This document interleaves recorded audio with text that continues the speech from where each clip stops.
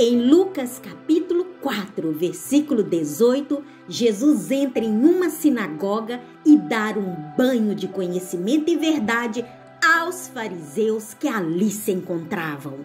Jesus foi uma testemunha de poder para aquele tempo e segue sendo na vida de todos aqueles que nele creu e segue crendo. Jesus demonstrou em esta palavra e aos fariseus quem verdadeiramente governava sua vida. Provou aos fariseus que aquele que governava sua vida estava acima de qualquer coisa. Por isso declarou: vocês são aqui debaixo, eu sou lá de cima. Vós sois deste mundo, eu deste mundo não sou.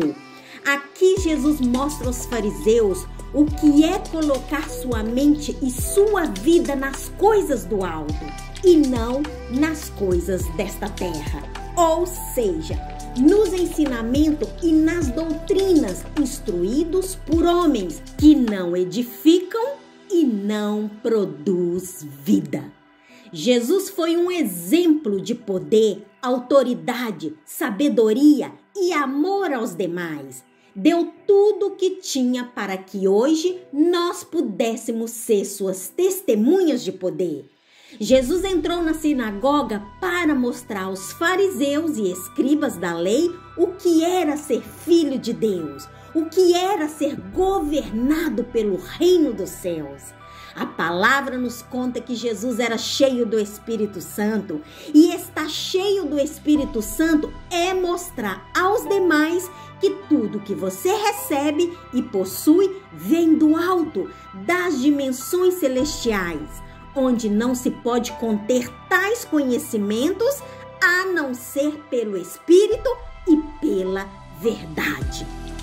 Jesus, quando entra na sinagoga, ele entra com um propósito: revelar aos homens o reino de Deus e afirmar que ele estava no Pai e o Pai estava nele. Jesus começa afirmando isto quando foi-lhe dado o livro do profeta Isaías. E quando ele abriu o livro, achou o lugar que estava escrito: o Espírito do Senhor está sobre mim, porque ele me ungiu para evangelizar aos pobres de espírito. Enviou-me a curar os quebrantados de coração, a pregoar liberdade aos cativos, a dar vista aos cegos, a pôr em liberdade os oprimidos e anunciar o ano aceitável do Senhor.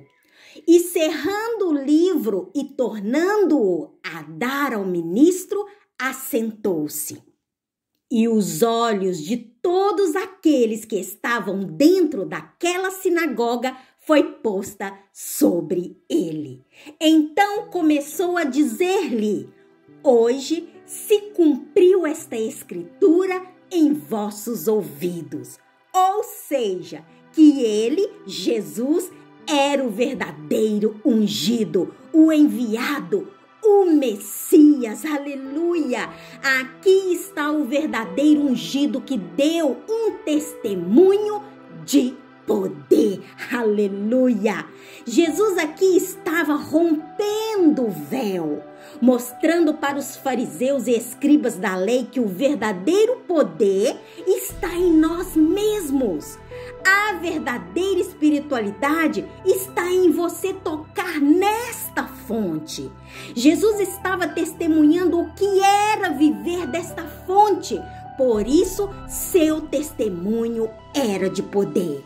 Qualquer que beber desta água, disse Jesus, ou seja, da água que os fariseus der, você voltará a ter sede. Mas aquele que beber da água que eu lhe der, este jamais voltará a ter sede, porque a água que eu dou torna-se nele uma fonte de água que jorra para a vida eterna. Quando aceitamos a Jesus como nosso Salvador, estamos dando liberdade ao Espírito Santo para se tornar em nós esta fonte, enchendo-nos com o amor e o poder de Deus. Quando conhecemos a Jesus, o Cristo, compreendemos o que este texto fala, pois conseguimos sentir e tocar em esta fonte viva que jorra esta água de poder. Acaso pode sair água doce e água amarga da mesma fonte? Não, meus queridos, não pode. Pode uma figueira produzir azeitonas ou uma videira figos? Também não. Da mesma forma, uma fonte de água salgada não pode produzir água doce. Jesus entrou na sinagoga para mostrar aos fariseus que produzir água viva, primeiramente, você tem que ser filho, porque o filho, ele é o herdeiro dos céus. Você deve ter equilíbrio, fé e honrar a Deus em obediência, porque a maior virtude que um filho de Deus pode ter é a obediência aos mandamentos de Deus e não dos homens. Por isso, ele desafiou os fariseus, dizendo: hoje se cumpriu esta escritura em vossos ouvidos, porque eu sou o Filho de Deus, que veio em carne para revelar a vocês e ao mundo que o que tem todo o poder é aquele que está no Pai e o Pai está nele. Eu sou o ungido, o Messias, o Filho de Deus, aleluia! Ao viver o Evangelho como Jesus viveu, desenvolvemos em nosso interior uma fonte vivente que satisfaz eternamente nossa sede de felicidade, de paz e vida eterna. Ser imitadores de Cristo Jesus é a nossa chave da vitória.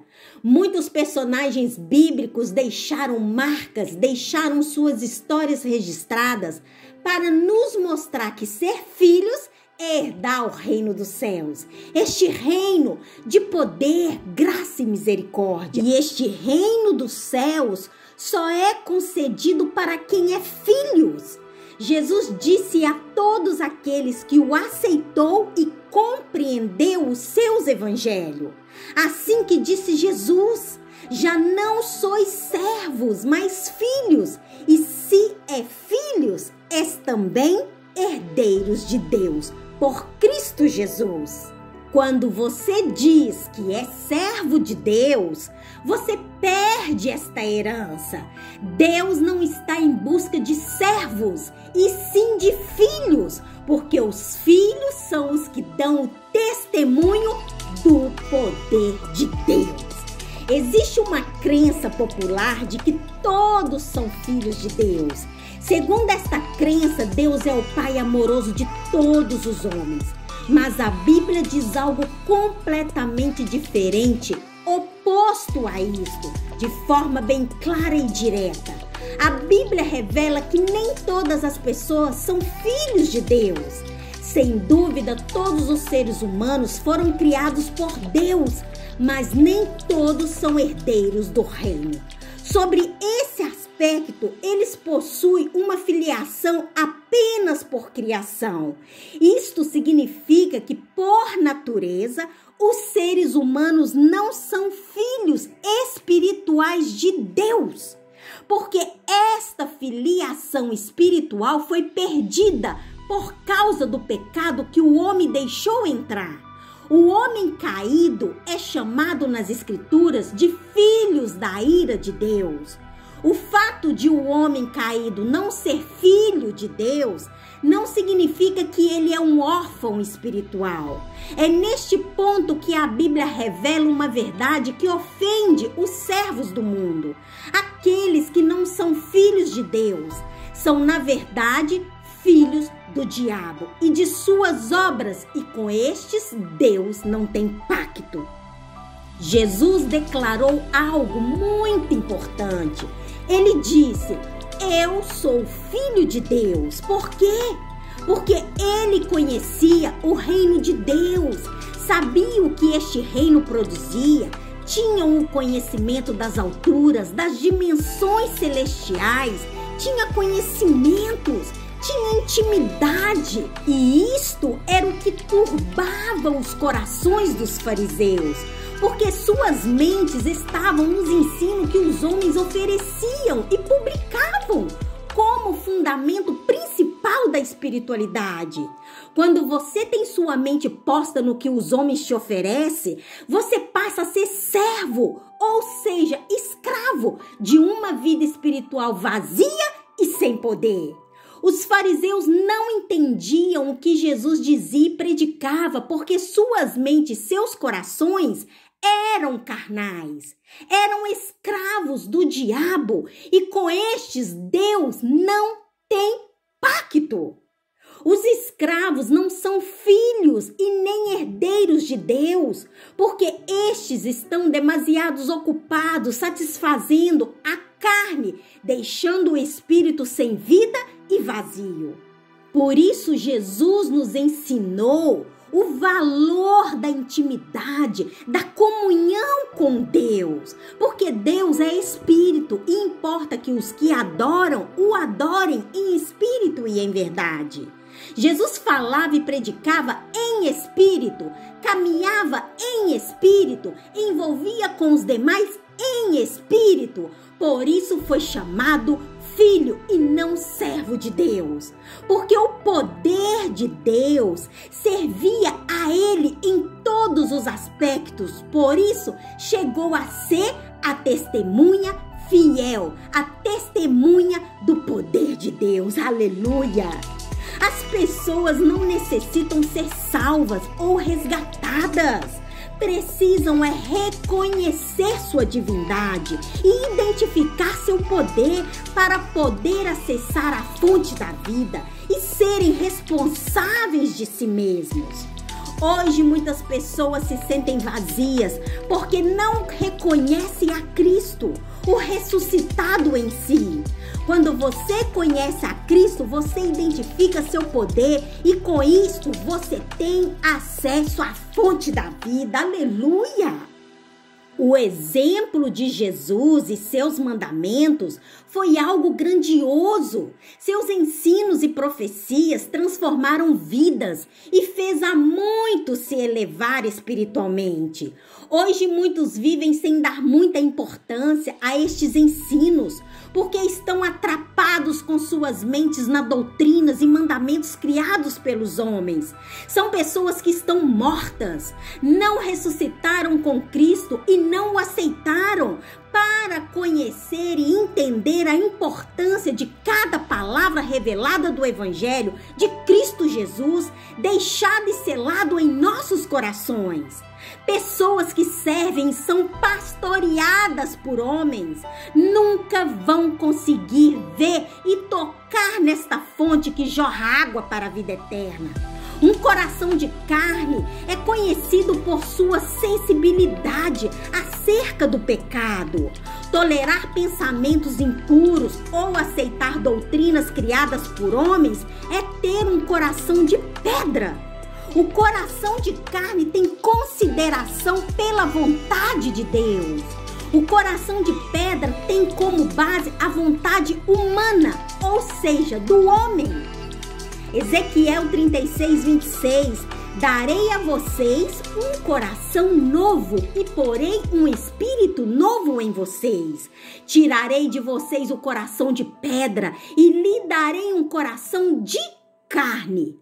Muitos hoje já são os privilégios desse coração renovado.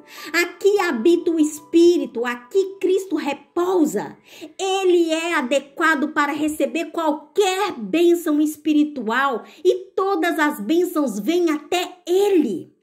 Está preparado para receber todo fruto celestial, a honra de Deus e seu louvor, e portanto, nele o Senhor se deleita. Um coração sensível é a melhor defesa contra o pecado e a melhor preparação para herdar o reino de Deus. Aleluia! Um coração, meus queridos, renovado, coloca-se em sua torre de vigia, esperando ser inundado por essas tão grandes revelações que são pérolas do reino, das dimensões celestiais. Qual seria seu coração? De carne moldado pelo Senhor ou de pedra controlado pelas vontades humanas? A decisão é sua e está em tuas mãos esta decisão. Você é o responsável pela vida que Deus te deu, não os outros. Portanto, tocar na fonte e ser uma testemunha de poder está nas decisões e nos passos que você dá. Você pode dar os passos da fé quando você decide ter maturidade espiritual para poder compreender que ser imitador de Cristo é ter conhecimento, é ser filho e herdeiro dos céus. Portanto, seja filho e não servo. Se todos entendessem o que é governar a própria vida e ter amor a si mesmo, entenderiam o que significou o sacrifício e o amor de Jesus Cristo a toda a humanidade. Recorda e elige bem quem pode governar sua vida.